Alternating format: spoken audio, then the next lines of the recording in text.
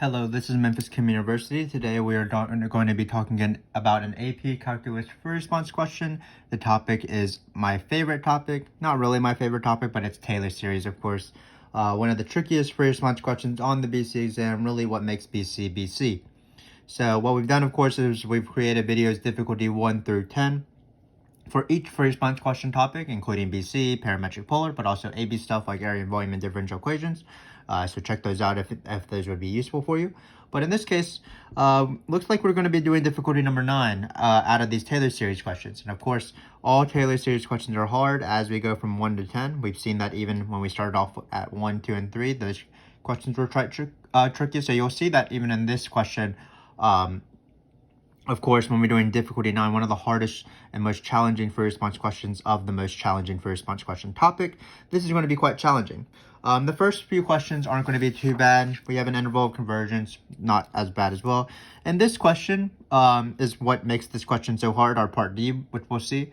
And hopefully we'll see that while this question is hard, it's just really worded fairly differently, and it's not something you normally see, but it is still something that you can work through, of course. That's sort of the general strategy on topics that you haven't seen before or questions that are worded weirdly. You just stick to your guns, you stick to the rules you know, slowly go through the questions, slowly manipulate things, and hopefully you'll make it through to the other end. But again, that's the preview of this question. That's the harder part. Let's start off with an easier part. So in this case, we are going to be writing the first 4 non-zero terms and the general term for the Maclaurin series for f of x.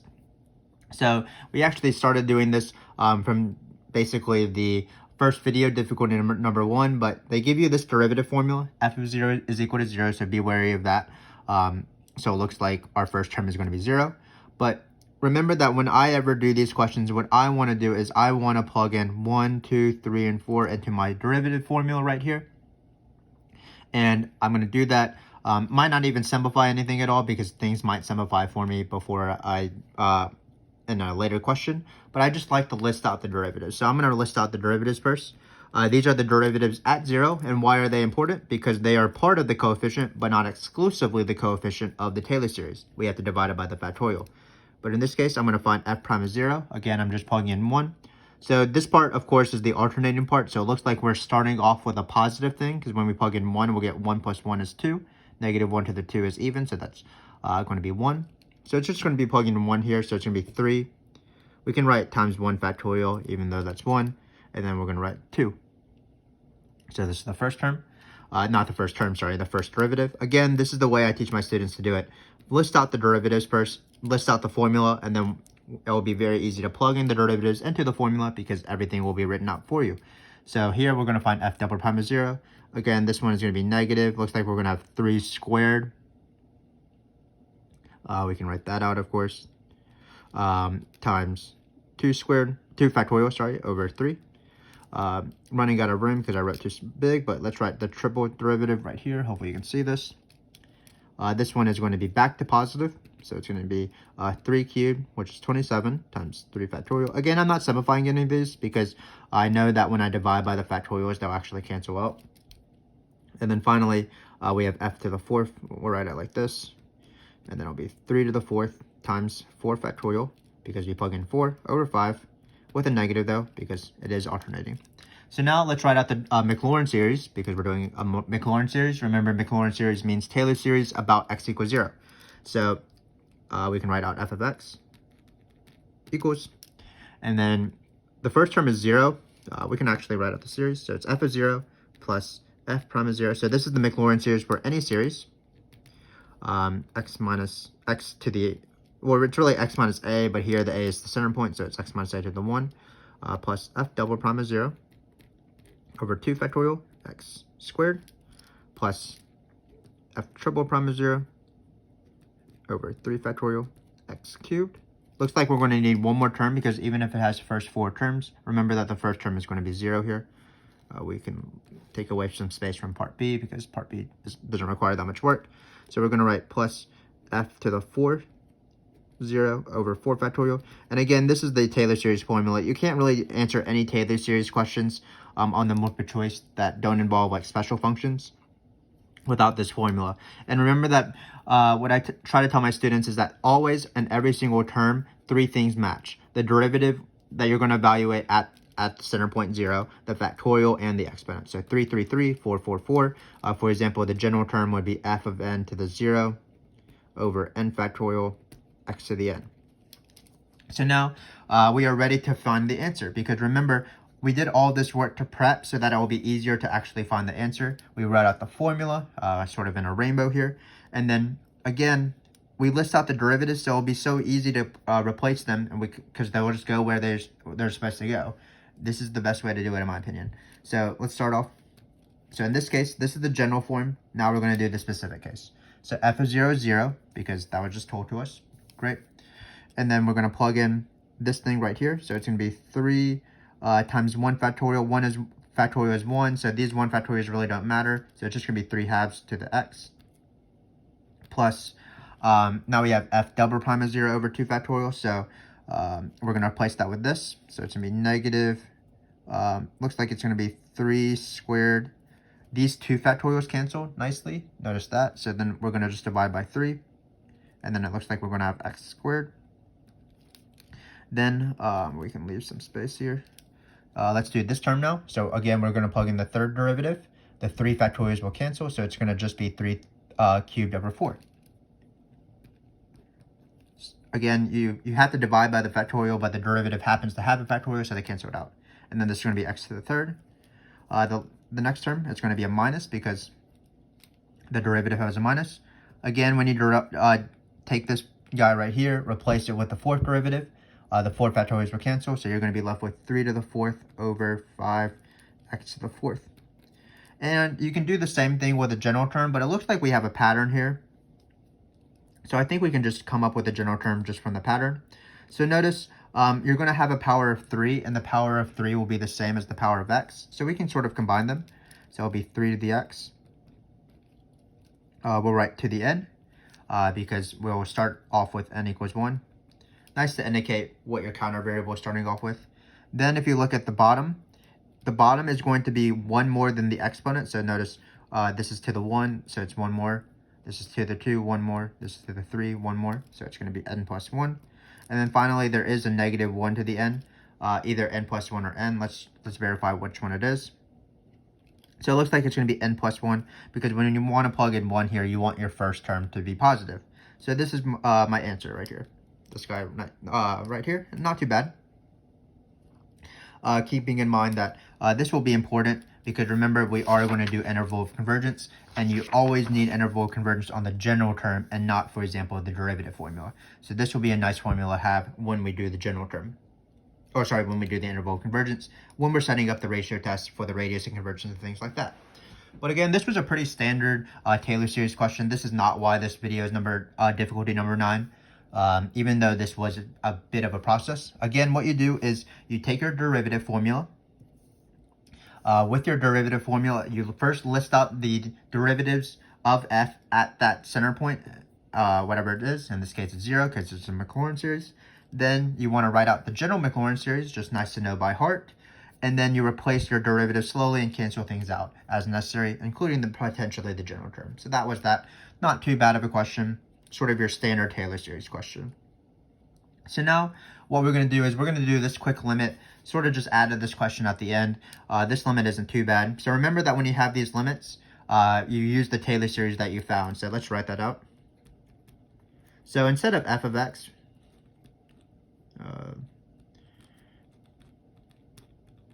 I'm going to list out the Taylor series of f of x. So it's going to be 3 over 2x minus 3 squared over 3x squared. So again, you could have simplified this more.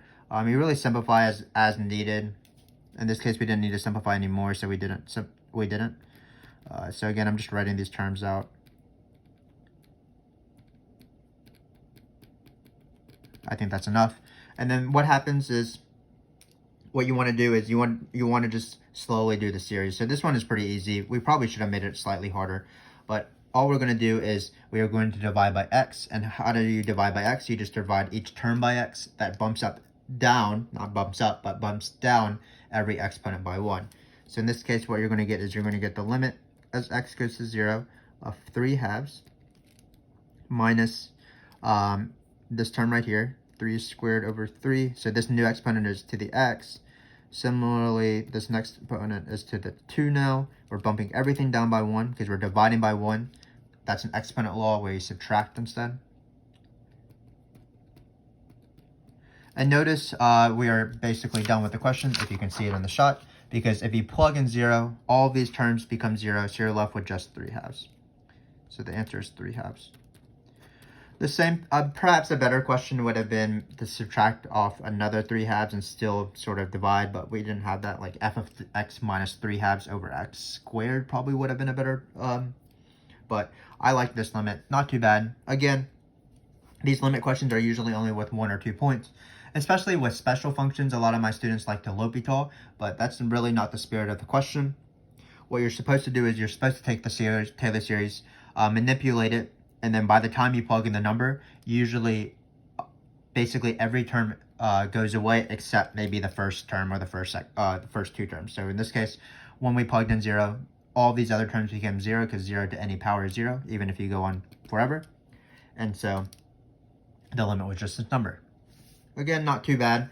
This is just your standard write your Taylor series formula from a derivative formula, because Taylor series formula has derivatives in it as part of the coefficients, but not exclusively the coefficients. And then finally, we have this limit question. So let's do this interval convergence as promised. Keep in mind that if the interval convergence was the first question, you still would need to find the general term first. The biggest mistake my students make when they give you these questions is that they'll try to do the interval of convergence, meaning the ratio test, on this guy right here, but that's wrong because you need to have the x's. You need to have some sort of x's because you want to determine which x's makes the Taylor series converge, or what x's make the power series converge. So if you do the ratio test on these ends, you're not going to have any x's, so you're going to be stuck. So again, if this question had been the very first question, find the interval of convergence, and this was the given, I would have to sort of divide by n factorial and multiply it by x to the n in order to do the interval of convergence. So again, my general term here is we've simplified it enough. This is a great way to simplify it because we combine the 3x, but it's -1 to the n plus 1 times 3x to the n over n plus 1. So this is an interval of convergence question, even though the next question is a lot harder. Our previous interval of convergence videos have been, I believe, difficulty 3 and 6. If you want to check out more practice with interval of convergence, or you can check out our interval of convergence videos, which are exclusively on interval of convergence. But that phrase is really hard to say a lot of times in a row, so let's just do this. So again, what we're going to do is we're going to set up the ratio test in order to find the interval of convergence, the radius of convergence first. And how that works is you set up this limit.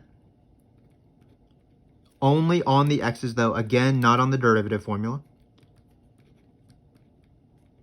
We're going to plug in this guy right here. So we're going to first plug in n plus 1, which in this case bumps everything up by 1, but really you're plugging in n plus 1 for any n you see.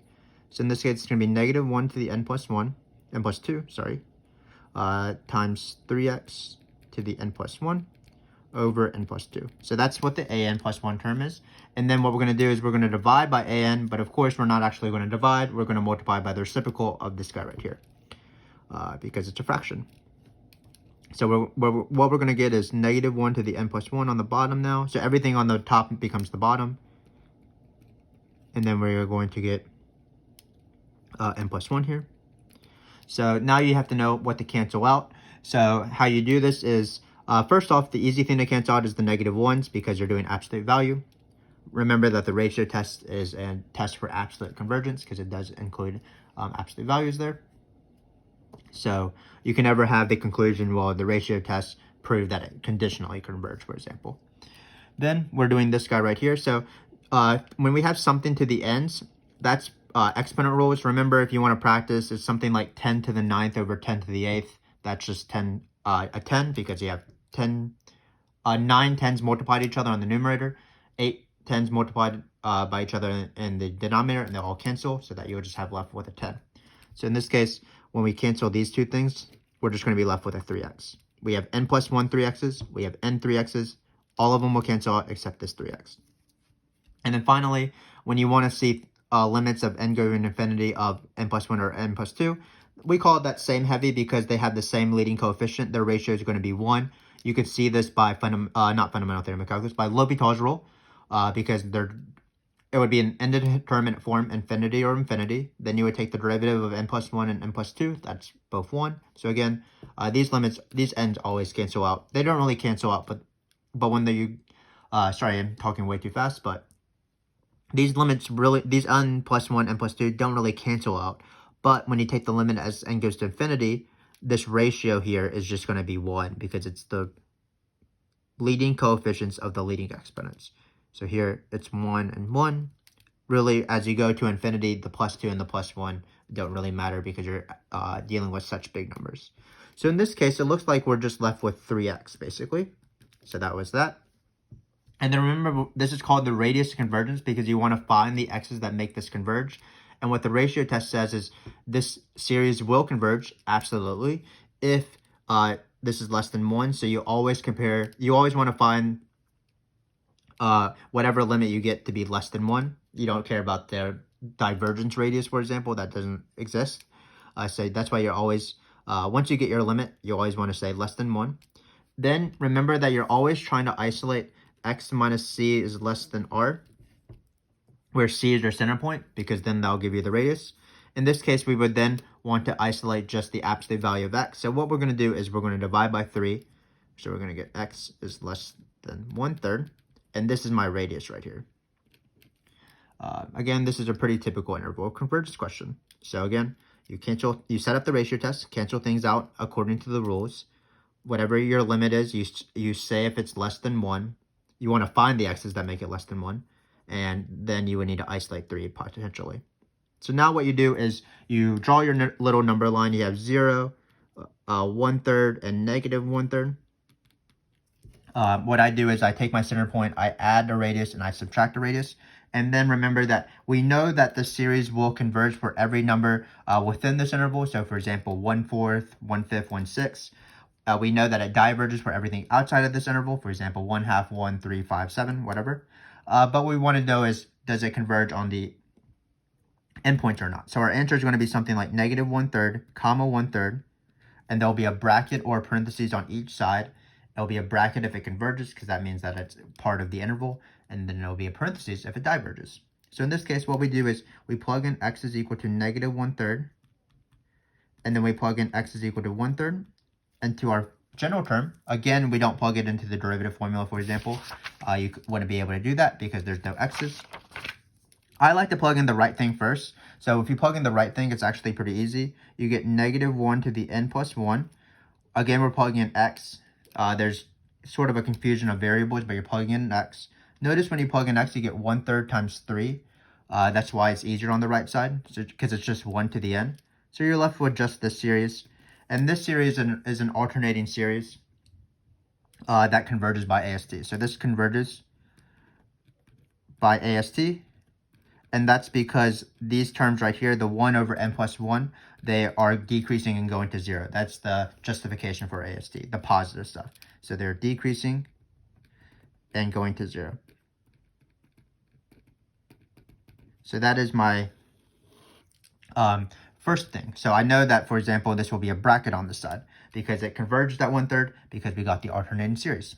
So now we're going to plug in negative 1/3, and notice you'll get the sum of negative 1 to the n plus 1 times, well, negative 1/3 times 3, of course, is negative 1. So here, a single negative 1 to the n, sorry. And then we're going to have n plus 1 on the bottom. That's perfectly fine. And remember that when you have negative 1s, you want to think about whether these negative 1s are alternating. Like, for example, in this case, the negative 1s are alternating. When you plug in 1 and negative 1, you'll get 1, negative 1, 1, negative 1. But sometimes you'll just get 1, sometimes you'll just get negative 1, as we'll see. So what I like to do is, when I have a combination of negative 1s, I like to combine them. So it's going to be the sum of negative 1 to a single power. This is the addition rule for exponents. Remember that a to the b times a to the c is equal to ab plus c. So in this case, negative 1 to the n plus 1 times negative 1 to the n is negative 1 to the n plus 1 plus n. That's the same thing as 2n plus 1. So let's think of what exponents are these actually. Well, when you plug in 1, you're going to get 3. When you plug in 2, you're going to get 5, and so on. So notice when you plug in any integer, you're going to get an odd integer. And what is negative 1 to an odd integer? That's just negative 1. So that's just negative 1 over n plus 1. And what does this series do? Well, this is actually just the negative of the harmonic series, so this diverges.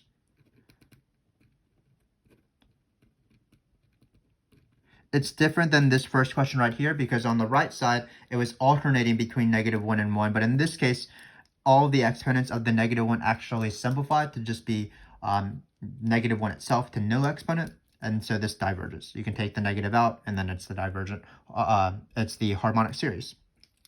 So this is the answer. I remember parentheses goes with diverge, bracket goes with converge. So again, just be careful with these negative 1s. It's nice to combine them to a single power. There's going to be 3 cases. The first case is this case right here, negative 1 to the 2n plus 1. That means the negative 1, that all of this will just be negative 1 because it's negative 1 to an odd integer. The second case, which we didn't do, is negative 1 to 2n. That's negative 1 to an even integer. So that means that's just 1. And finally, the case that appears most often is it's going to be alternating, and usually it's proven by the alternating series test. If these terms are decreasing and going to 0, perhaps if you didn't have a fraction, then that would be diverged by the divergence test probably because it wouldn't be going to 0. But again, a pretty standard interval of convergence question, not too bad. Again, we have to do it on the general terms and not, for example, the derivative formula. We cancel things out. These cancel out according to exponent laws. These cancel out according to limit laws. Always compare it to less than 1. Identify the r by isolating x minus c, in this case, absolute value of just x, and then plug in the endpoints. Usually the tests are pretty easy, actually. They're usually AST, maybe the harmonic series or another P series, maybe geometric, maybe divergence test. So usually you're not justifying too much on these series questions because they're such involved questions. So that is a very typical interval of convergence question. We did one as well in with difficulty 6 was probably harder than this one actually. Difficulty 3 was around the same level. So check those videos out if you want more practice with interval convergence, because you want to know how to do it, because if it's on the exam, it is worth like 5 to 6 points. Now we're going to do this crazy question, which actually isn't too bad. It's just kind of hard to know what's going on. So we have this function f of x, and what we know is that the function is a solution to the differential equation. So suddenly they're inserting differential equations into this free response question, which is why this question might be so intimidating. But what it's saying is that this function satisfies this differential equation. So what we're going to do is we're going to try to show that, and we're going to do our normal Taylor series stuff. We have a Taylor series already, so we don't have to come up with this Taylor series from scratch. What we're going to do is we're going to start off with the Taylor series of f of x, which is y, and we're going to slowly take this side, and then maybe magically it will be this side, and that's what we're going to hope. So again, this question is kind of hard to know even what to do, but this is what we're going to do. We're going to list out the Taylor series for y. We can write it right here. Remember, it's 3 halves over x minus, we can write it now by simplifying it. Let's try to get rid of these exponents of 3's actually. So it's going to be 9, 27, 81. So it's going to be 9 over 2x. Sorry, I have to keep flipping back and forth. Sorry, it's 9 over 3. Yeah, 9 over 3. X squared plus 27x to the third, I believe, minus 81 to the fifth, x to the fourth. So again, y is equal to f of x. This is the Taylor series of f of x that we found from the very beginning. That Taylor series is a lot harder to come up with than the Taylor series we're about to do, because we had to use the formula. But now that we have a Taylor series, we can go from one to the other by manipulating things. So the next thing I want to find is, I want to find the Taylor series of y prime, because then I'm going to multiply by x, and then I'm going to add xy prime plus y, and then I'll have the Taylor series of this left side, and then we'll see what happens. So I'm going to find the Taylor series of y prime. That's just taking the derivative. It's going to be 3 halves. And then it's going to be taking just term by term, so it's not too bad. So it's going to be, can I do this? 18 over 3 x, dropping the 2 down, dropping the 3 down, of course. So it's going to be 27 times 3 if you want. You don't have to actually multiply it out because things will cancel later.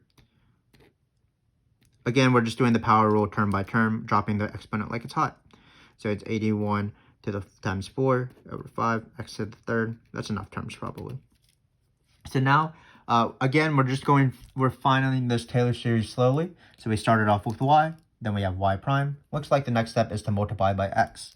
So when you multiply by x, remember that this is not plugging in x. This is going to be distributing x to each of these terms. So we're going to bump up everything by 1. So x times y prime. We're distributing x, foiling it to each term. So it's going to be 3 halves x minus 18 thirds. So the coefficients won't change, just the exponents will increase by 1. So we have this.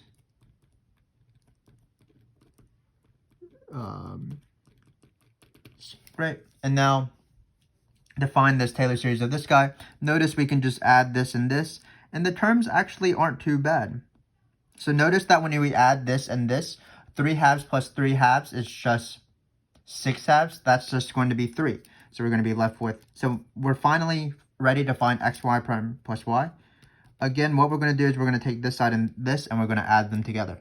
So 3 halves x plus 3 halves x is 3. Minus 9 thirds minus 18 thirds, that's negative 27 thirds. Negative 27 thirds is going to be negative 9x squared. 27 plus 27 cubed. If you can, 27 times 27 cubed. But we have to divide by 3. So if you want, notice that you can divide by 3 here.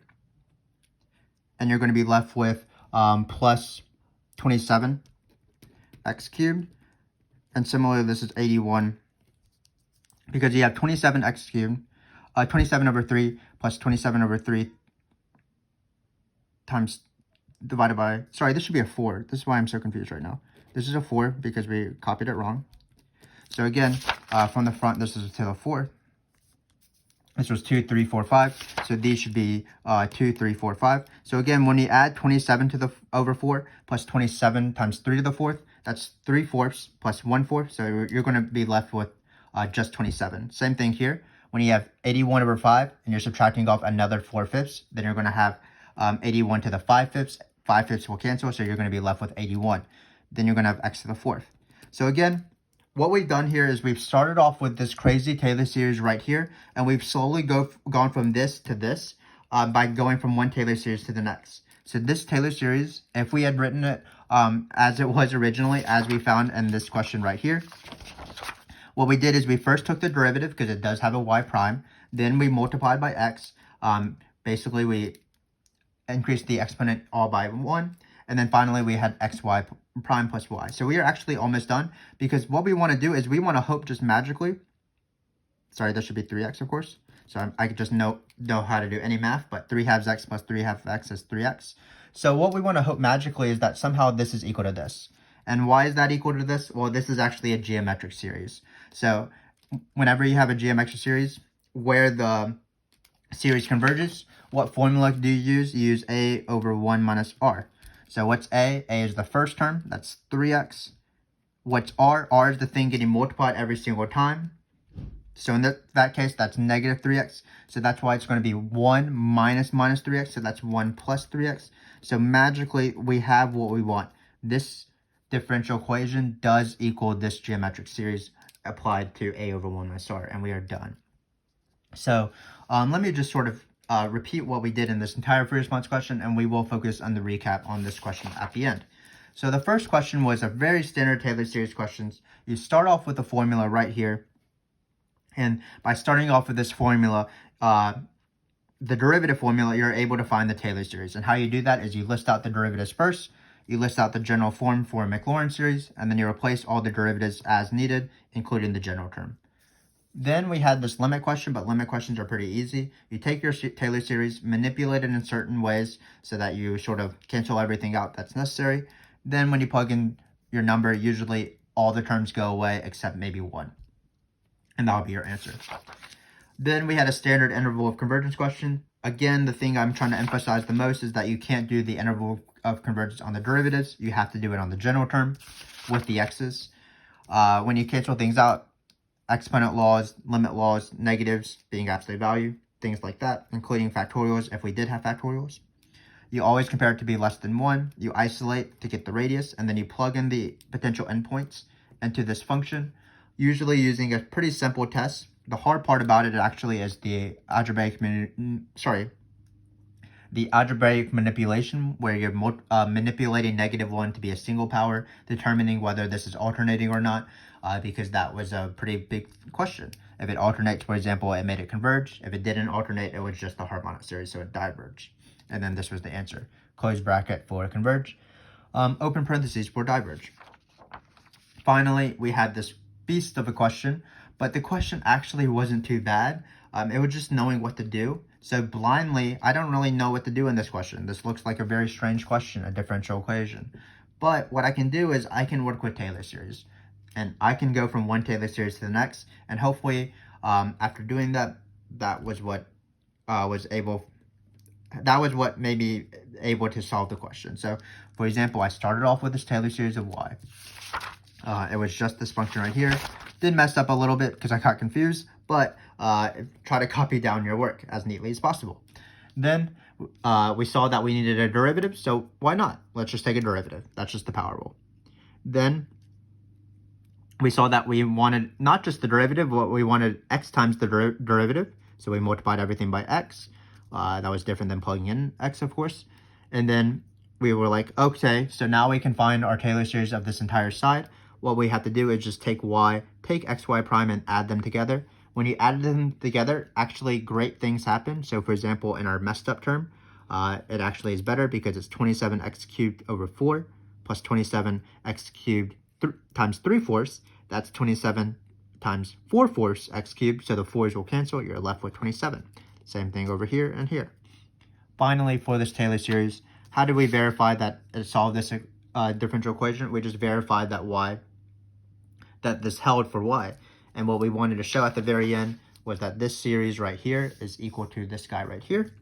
And whenever you're changing a series into a rational function, sometimes they use those words, write this f of x or f prime of x, in this case, xy prime plus y, as a rational function. That's always the geometric series formula. So that's going to be a over 1 minus r, a over 1 minus r. R is the thing getting multiplied every term. Be careful if there's a negative. Happens to be the exact thing we want. And that is this Taylor series question. So again, sort of a monster of a question, especially towards the end. But we did review a lot of great stuff. We learned how to, we reviewed how to go from a derivative formula to a Taylor series, how to take a limit of a Taylor series, how to do interval convergence, including finding the radius of convergence, and finally, how to work with Taylor series, taking derivatives, maybe multiplying by things, and also realizing that when you have a Taylor series that's geometric, you often want to employ a over 1 minus r. So hopefully you found this video useful. Explanations probably weren't stellar at certain points, but hopefully, again, this was beneficial for you. If you want, you can watch our last video, difficulty number 10. You might as well finish the Taylor series sort of playlist we have, difficulty 1 through 10, and then by that time, and hopefully by this time, you're more comfortable to do Taylor series questions.